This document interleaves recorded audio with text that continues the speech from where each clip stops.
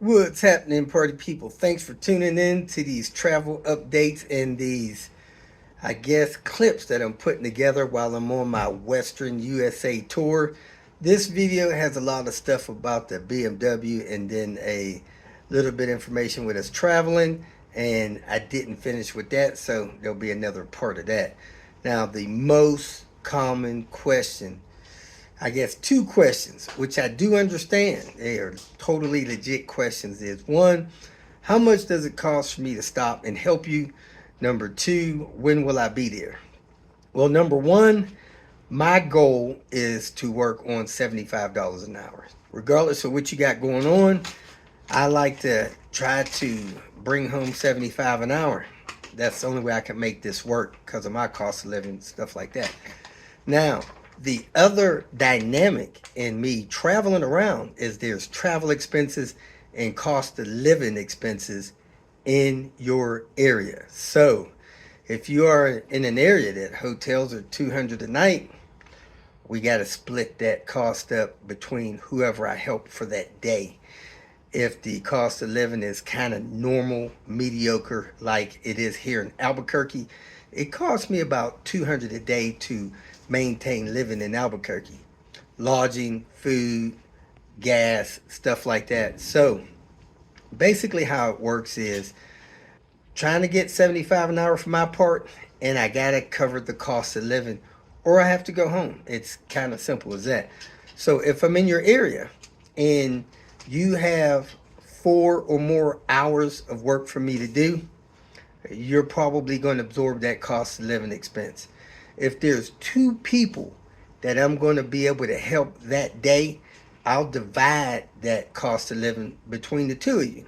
If there's three people in your area, I'll divide that cost of living amongst three. So at the end of the day, you're probably looking at 50 cents on the dollar versus taking your car to a shop. It's just going to be cheaper, unless you're the only person that I'm going to help in your area, and it takes me 8 hours to get there, and another 8 hours to get to my next location, and you're the only one I got to help there, and all you want is a brake job. So if you just want me to do a brake job, probably not feasible for me to help you. But if you have several things you need to do on your vehicle, that's going to be helpful. I need folks to contact me directly prior to me getting to your area so I can schedule you and anticipate what it's going to cost to help you and the other people in your area.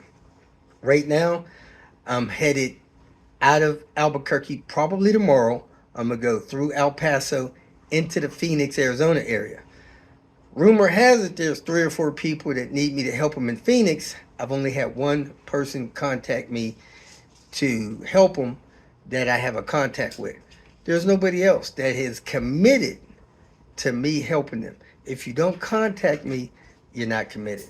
The guy here in Albuquerque, the primary guy I'm helping, he sent deposits long before I got here. If I get to Phoenix and I get ghosted, only help one person, then I have to shut it down and move on. Now, I had that problem several years ago in the LA area. I had about 6 people said they wanted me to help them. I get to LA, one guy had me help him. I was in LA for 6, 7 days, maybe 8, only help one person. I can't afford to do that. So if I don't have people committed to have me helping them by you calling and texting me and getting on the schedule, when I get there, I'm going to help whoever's in the schedule and move on to my next location. I cannot afford to sit in hotels waiting for people to decide that they need my help or waiting for them to get parts and stuff like that. So it's got to work or I have to go home. So there are about 6 people in my schedule that said they wanted to have my help. I have no deposits going forward from here. So I'm going to be moving as fast as I need to get to the people that I trust is committed to getting my help. Other than that, if you don't contact me directly and or send me a deposit, I don't know if I can help you. And man, I'm telling you, there are people that's getting some good things done, saving a lot of money, and I like to keep that going, but I need committed contact. So hope that makes sense. Hope you enjoyed today's video. If you need my help, call or text, get in the schedule, and let's go from there. Thanks for watching. We are back at this BMW E30 and need to get cracking. Getting the rest of the coolant and engine stuff put together so we can fire this thing up, take it for a test drive, and then start working on some of the other parts that we have, meters inside, detailing it, and just got to keep it cracking. Time to start with this coolant system. We're going to put these new hoses on. That little pipe there would look nice painted up. It wiggles down in there. I'm going to show you how to do that, but right now I'm going to replace this hose on there real quick. I just put this crossover pipe in here, this pipe right here. I fed this side of it down through the fan area and wiggled it down in there, and I started that bolt first. So after I got this bolt started, I came up here and got that bolt in and tight. Then I tightened this bolt up. I put the new hose on this end before I put that down in there. Now I'm going to secure this hose right here. So you want to put the hose in position so that it lays right, it doesn't have any stress on it. Wiggle it the rest of the way on there. Put this side on there. And I like the clamps to be inside, so see how that clamp will tighten on this side, not out here. Same for this one. So I'm gonna pull this off, but as long as it's not near something moving, it's okay. So you can have it tighten there or tighten in this area here. I have this hose right here, and I believe it goes like this, from there over and through the distributor and down to the water pump. So that's where I'm gonna put it. I don't see no other way. So I got that one on there with a shorty. Brought it over through this distributor cap area. It's supposed to be a clip there that's busted off. I'm not sure where the heck this thing goes. It's going under here and over to there. That looks like some kind of coolant hose there that's running up here, and another one running up here, running back down under here with a URO hose on there. Shame on somebody. Alright, so let me see. I see where this one runs. I can't see where this one runs. Oh, it's URO running over to the block over there. It's a newer hose. So let me tighten this one up here. Next, I got this coolant hose here. It runs from here like this down under to the bottom of this thermostat housing. So let me run it. It's a molded hose, so it only fits one way. That's the part number. I'm not sure what this one's called, but it's going from the throttle body area down over to here. And I see it's got a BMW on there, so this is probably an OEM hose. The one on there, I don't know, it may be original, I'm not sure. I want to run it the same way under that little bracket down under there. See that bracket down under there? Doot, doot, doot, doot, doot. There you go. That's where it needs to run up. Anytime you see all this, something is leaking. So you need to deal with that. I assume it's the hoses. I don't know where this hose is going. Good Lord. Like, what kind of witchcraft do they have going on here? I have no idea where that one's going. That's crazy. Unless that's a PCV hose going under there. I put this hose on here. I got a little replacement hose for this. I believe that's the part number and hose there. It's just leaking air. So old and cruddy. Air leaks make your car run rough. Normally raises your idle. My new hose is significantly longer than my old one, so I'm not sure how that's going to work out, but we'll see. Another coolant hose here. I think it goes here to this top of this radiator and over to this reservoir. So let me see if this is it. It's the part number there. We do have a thermostat for this thing. So let's go ahead and remove these 3 bolts. You got a 10 millimeter there, 10 millimeter there, and a 10 millimeter down there. Let's pull those out and get this replaced. I tried to hold my finger on that lower bolt, and when I did, it came out. It flew back towards the rear of the car. I have no idea where that bolt went. I'm gonna have to try to get under there and find it. So this thermostat is the 5th month of the 16th year. So that's basically 10 years old. It's time to replace it. This one is the 2nd month of the 24th year. Doesn't need any sealant. The gasket goes on the outside and that closes it up in the thermostat housing. Let me clean that off. I torqued these to 8 foot-pounds, 96 inch-pounds. Replacing this hose here from the radiator top to the coolant reservoir. It had an Oaklear clamp on. I normally wiggle them loose with a small screwdriver like that.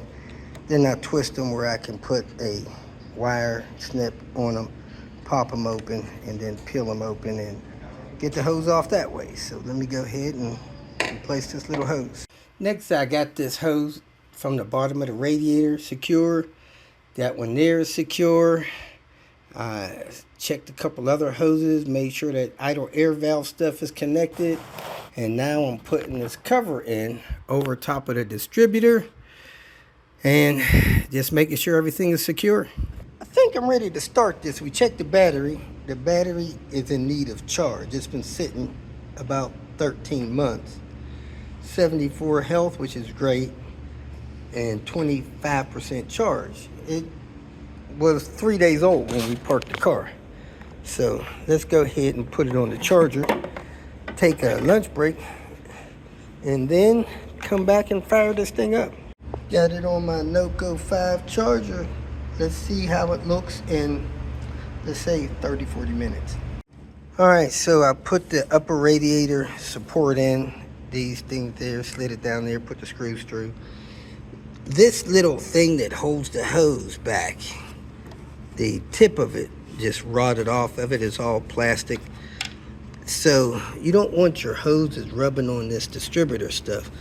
So you gotta pull it back a little bit somehow, and it's probably a better idea to put a zip tie on there with just a little bit of pressure to get it off of there. The thicker the better.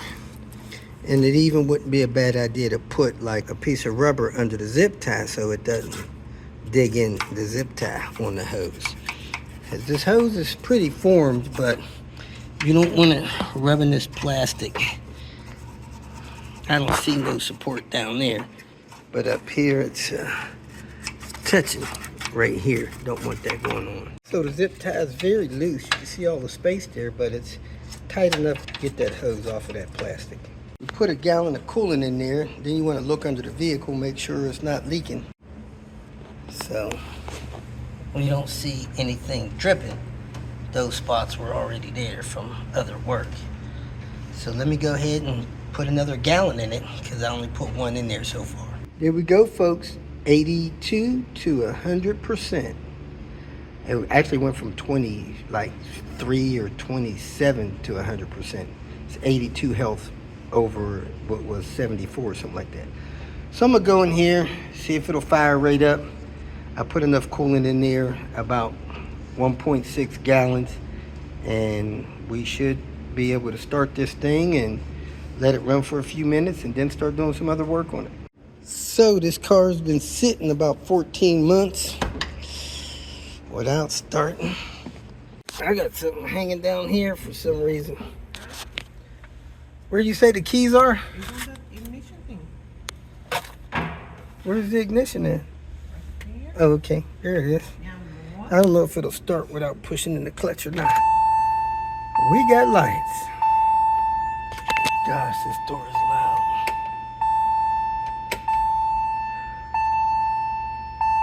Check something.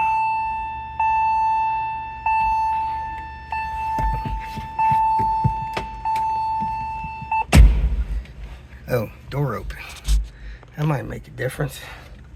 See if this thing will crank.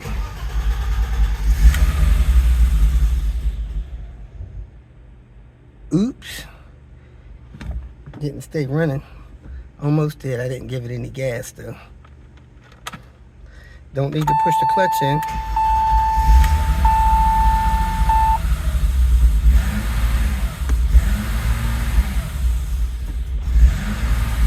Sounds like something, a lot of air. Some kind of vacuum leak or something.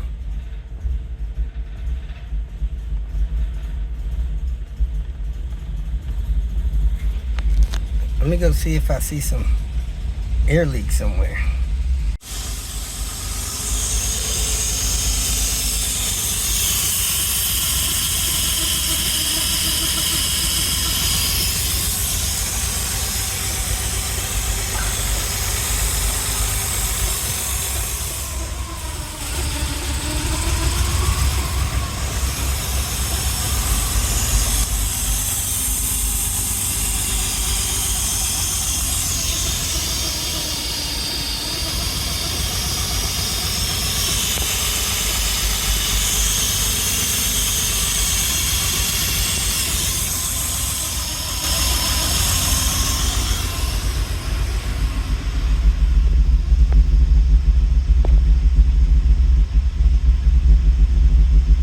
I turned the ignition and the car jerked before I even hit the starter.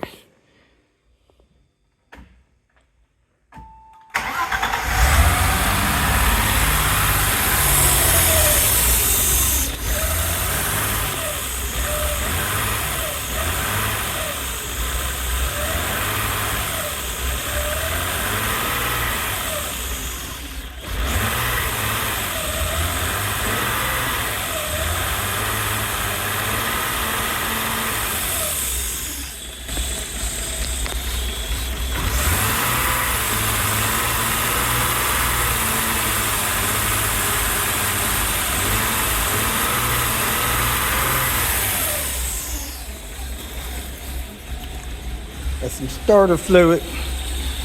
Time to get at it.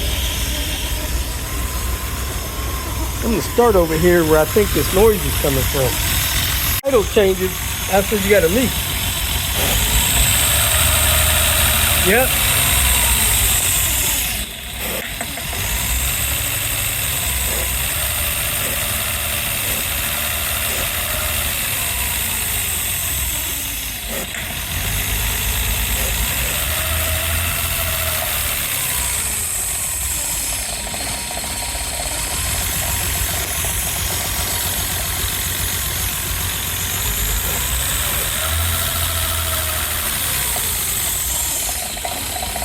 So we have determined that we have a major intake manifold gasket leak. Somehow that intake manifold gasket fell out of the air. Maybe it was never put on right in the first place. Timing off and a bad intake manifold gasket job. So we are going to try. Oh, look like I got a coolant leak here. Need to tighten that hose a little bit. Hopefully it's an okay hose still. But anyway, let's see if we can get this intake manifold up and away from the engine far enough to clean that up and put another gasket on there.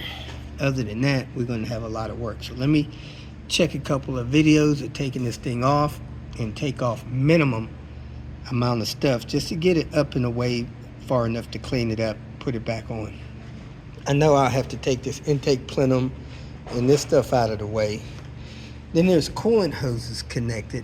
I hope I don't have to take those off, but we'll see, because we gotta do it.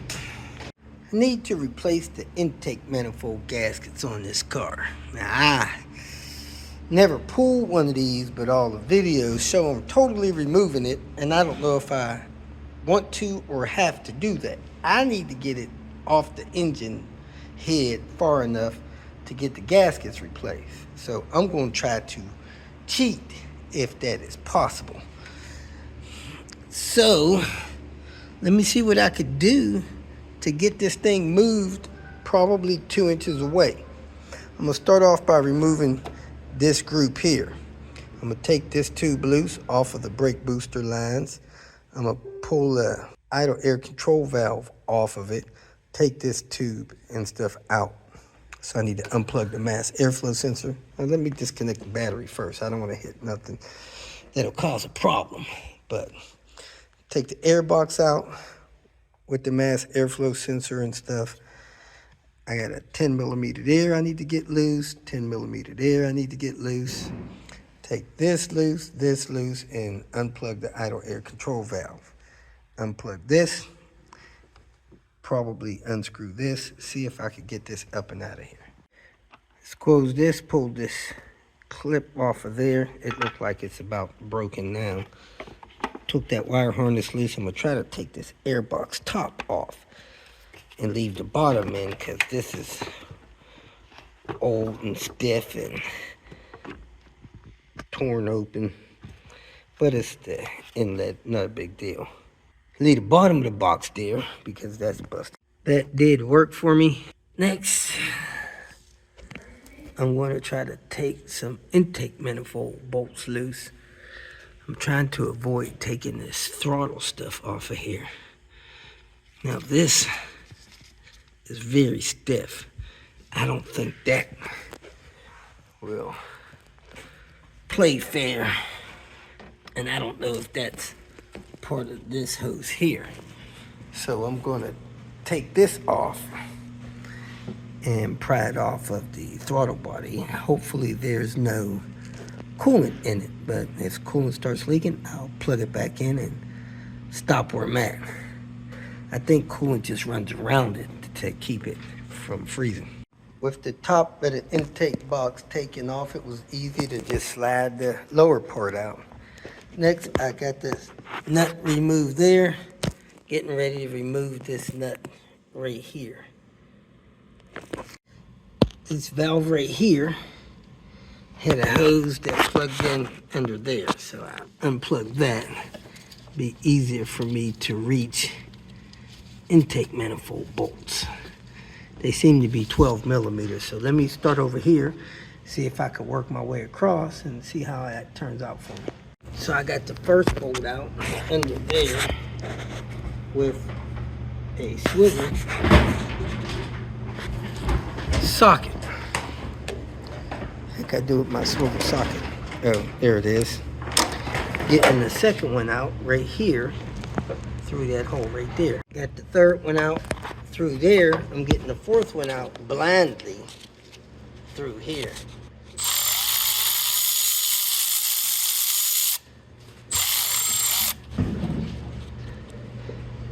And then there's the fifth one there, and I'll work my way across. I got all 12 bolts out. Technically, this intake manifold should be loose. Now this oil dipstick is holding it in, so I need to take that loose so I can pull that bracket down. And then I should be able to pry it out a little bit and lift it up. There may be something in there holding it on, but it should come up with the fuel rail. And I shouldn't have to take any coolant loose. So, man, it feels pretty tight right now, so I gotta get something loose on it. After taking the bracket off of the oil dipstick, I was able to pull this bracket over and slide it across. It's kind of like a harness for many things. Now I got something going on here. Not sure what that's connected to.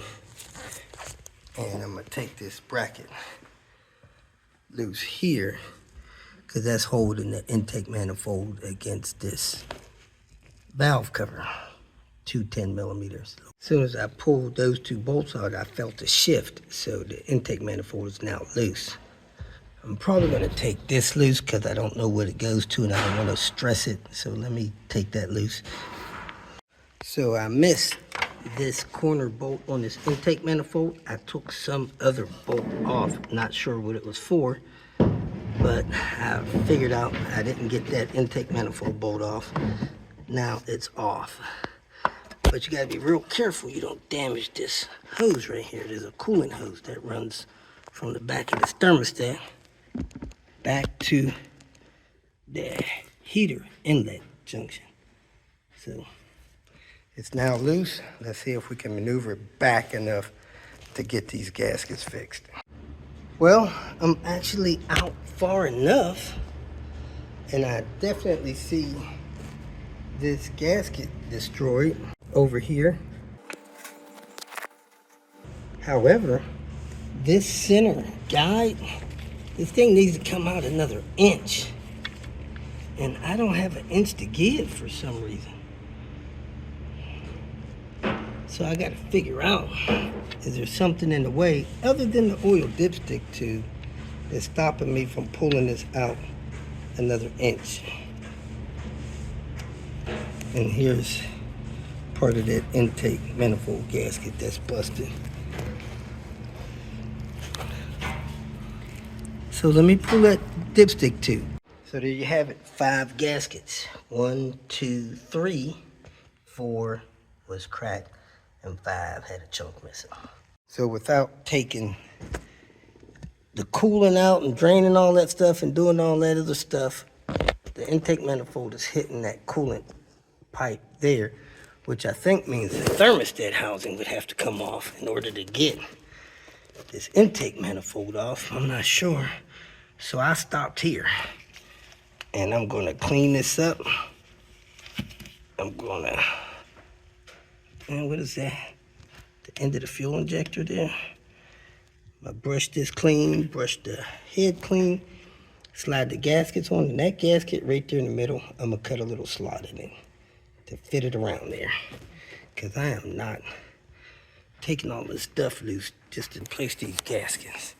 So just like you see a notch out of there, that's the notch I'm gonna take out of my new gasket. Now these gaskets did not get stuck on the head or on the intake manifold, but you do have residue left around there. So I'm gonna brush both surfaces, spray them down gently with a little brake parts cleaner or wipe them off with a rag. And then I'm gonna put my gaskets on. Quarter code gaskets, that's the number for the center 2. These are for the other 4. I put a little cut right there. I'm gonna hook that over that stud that I couldn't slide out of. Set this in place and set the other 4 in place. I have all the gaskets in place. I don't know how people bend intake manifold gaskets, to be honest with you. You put them on the studs, they're hanging in place. You just gotta make sure they're hanging. And you just drop the intake manifold on there. I really don't get it, how that gets messed up. But anyway, let me go ahead and check it for dust one more time. Slide the intake manifold on and call it a night. I snug down 1 bolt. I'm gonna call it a night and pick this up in the morning. Kicking off the Tinker Day, arrived to a minor coolant leak. Looks like it ran down from that top hose maybe. That may be a good thing. So let me go back up there and make sure that's the leak. I have no oil leak, so that's good. Hopefully this is not the water pump. Nope, the water pump looks dry. So that's good. But again, it looks like it's running down from that top hose.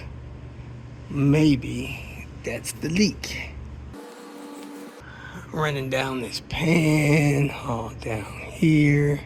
Yeah, I did notice that hose was leaking a little bit and I hadn't tightened that up. So let me go up there and see if I could tighten that up and fix this leak. A little bit of fluid running on the back of this transmission. This thing may have a rear main seal leak. Yep, lots of work. Old cars. I lost one of the intake manifold bolts, but I found something to match. And then I dropped the bolt here. But while down there, I see that drop of water on the radiator. That normally is the beginning of a radiator leak. That could go on for months. But you don't want it to. You want to catch it when it's like that. So I'm going to spray that down, wipe it off, check it in about an hour. If I have a new drop, we're going to order a radiator. Got all the bolts in the intake manifold. I torqued them all down to 18 foot-pounds. kind of a general rule for 12 millimeter nuts. I don't know what the proper is, but that's what I do with those.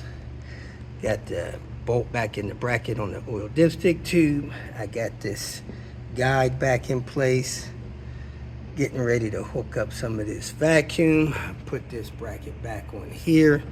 Looking for the proper nuts to put there, because I got 2 more nuts that go on something else. So I don't know if they're washered or not washered. Ready to check that real quick and keep putting things back together. And this goes somewhere right here.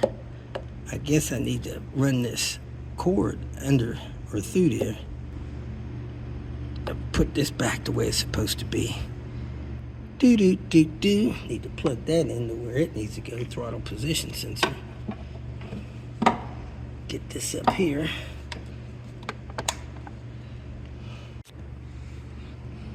I had to get my hand under there, take that, I don't know what it is, some kind of purge valve or something, plug it back into the bottom of the intake manifold. I got this hose here secure. I'm getting ready to put the 2 bolts in there. They're small bolts like this, one on each side, and keep moving forward. Well, party people, I believe we are all back together. This car should run amazingly. Have a small coolant leak. I plugged those couple of sensors back in right there. Had unplugged them when I pulled this intake manifold. Got those bolts in right there. Got that hose hooked up right there. We did have a minor fuel leak. I tightened that clamp up a little bit. I hope that did that. We had a minor coolant leak here. I tightened that up a little bit. Hopefully that's gone. And put that clamp back on that. Got my air box in, mass airflow sensor plugged in, idle air control valve plugged in. That bracket's missing a screw. I don't know if I lost that or it wasn't here when I got back, but only thing I haven't done yet is put a new clamp on this. I broke this clamp loose trying to unplug this vacuum, brake booster vacuum, and couldn't get that off, didn't want to break it. But I think everything's back together. Let me go put a clamp on here, and then I'm going to fire this car up and hear it purr like a kitten. I used the wire side cutters to secure that. Everything is tight. Let's go stick the key in it. Get the battery connected. Fire this thing up. I think the key's already in it.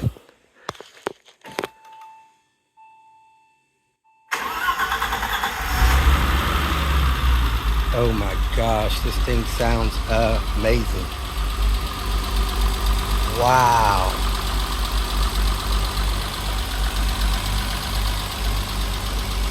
Listen to this thing purr. Yes, sir. Time to go cruise and turn some heads. And let it run a little while. See if we get a little fuel leak there or if we're okay. But sounds good. Next up would be an oil change, but I didn't bring oil. I'm gonna replace this little actuator here that holds the hood up, and then we'll get the vehicle up on the lift and see if it is leaking coolant from the radiator. This is the one we decided to go with on this hood actuator, and hopefully it'll hold up for a while. This clip is pretty easy to get out. Sometimes you could pry the end of it like that. If you stick a little screwdriver in there, you can pry that out. I don't know if you can see that little teeth thing there. Put it in that little edge, pull it, and let it come up. Then it'll slide out. So you can slide it out with a pair of pliers or something. I got some here. Let me grab that and do that. We got both clips out.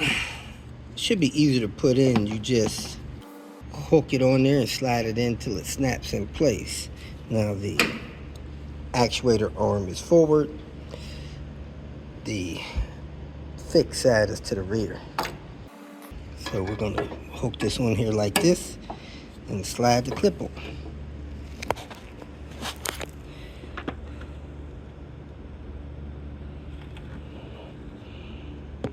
Do do do do. Just slide that on the end of it.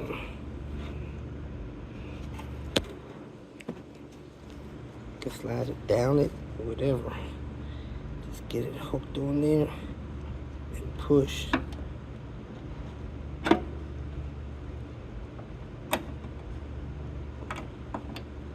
There it is. It's in place.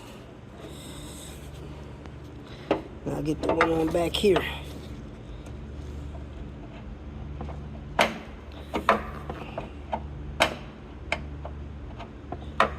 Do do do do.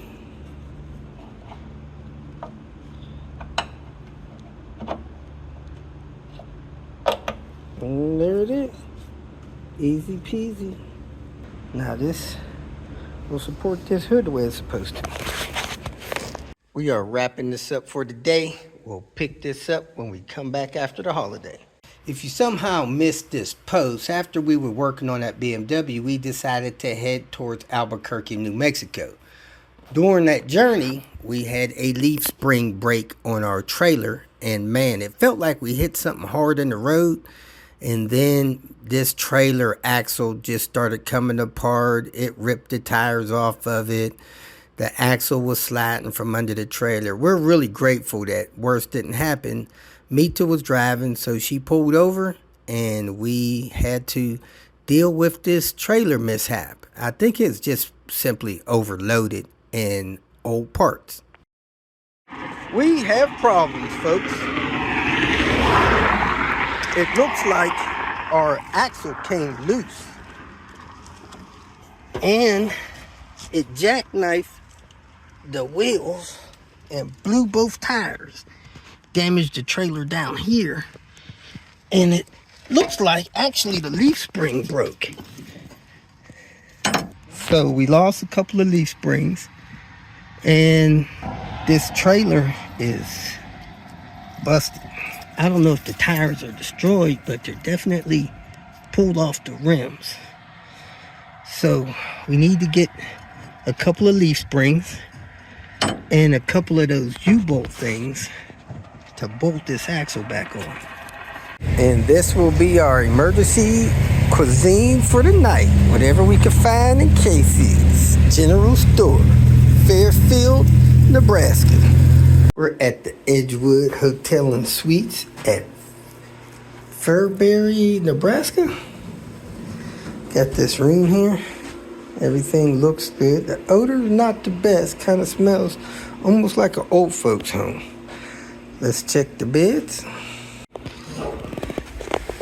Make sure nothing's moving around here.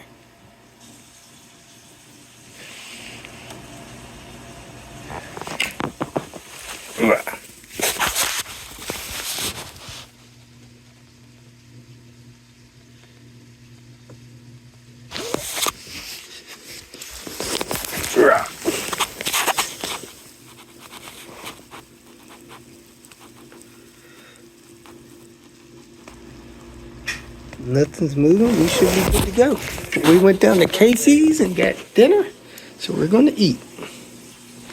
The tea is incredible. Casey's is a nice stop. This is Christmas Day. It's like the only thing open. Well, folks, you seen it. We got that trailer to carry our stuff, tools, liquids, stuff like that, to get that out of the vehicle. Well, I decided to load that thing up with an engine somebody needed, a transmission somebody needed, another transmission, swap kit, several other things. So that thing's got some weight in it. And I guess those leaf springs are probably original, old original leaf springs. Didn't replace them. Nobody ever told me leaf springs break. Well, that broke. I don't think we have 1,000 pounds in there. Supposedly this trailer was designed to take and carry 900 pounds. If I had to guess, I'd say 350, 300, that's 550, another 200 pounds, probably 700-800 pounds in there. But hey, we made it from Cincinnati to Nebraska, almost, I think, hitting the Kansas state line, probably 5 miles from there or so. and it's busted. So we in this hotel now in the middle of nowhere. We're going to wake up first thing in the morning, find a Walmart, find a Tractor Supply, hopefully get the things we need, get back on the road because we are on our way to Albuquerque. So appreciate everybody watching. Thanks for your support. And I had somebody else send me a Christmas present gift. I appreciate it. Now we're going to use it. Have a great night. If you made it this far, I trust that you found some information that was either useful or entertaining, so go ahead and hit the like button. And if you would like notification of future videos that I post, please subscribe to the channel. I appreciate your support. You can follow me on other social media apps by looking for @RobertDIY. Some form of that should bring up the other channels that I have on places like Twitter, Facebook, Instagram, and so forth. If for some reason you need some more personal help, go to my website at robertdiy.com and use the phone number that I have posted there to send me a text message, or you can email me. If you have questions or comments, please make a comment below. And if you'd like to make some kind of financial contribution to what I got going on here, go to my channel and hit the more link at the end of the introduction statement, and it'll show you different ways that you can support me financially. Again, thanks for watching. I hope you have a great day.